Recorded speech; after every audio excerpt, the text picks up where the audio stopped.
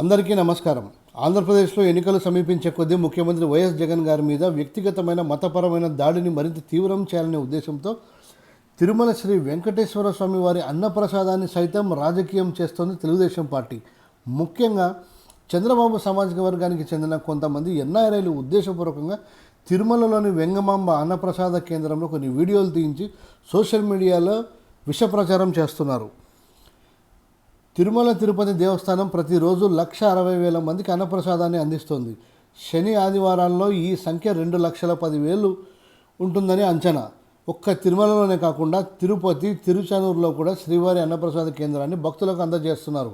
అక్కడ ఎక్కడ ఎటువంటి ఫిర్యాదులు రాని పరిస్థితుల్లో ఈరోజు కొంతమంది వీడియోలు తీయించి ఉద్దేశపూర్వకంగా తీవ్రమైన దుష్ప్రచారం చేస్తూ ఉన్నారు. మేము 22వ తారీఖు దర్శనం ఉన్న కారణంగా 21వ తారీఖు రాత్రి నేను మా భార్య వెంగమాంబ అన్నప్రసాద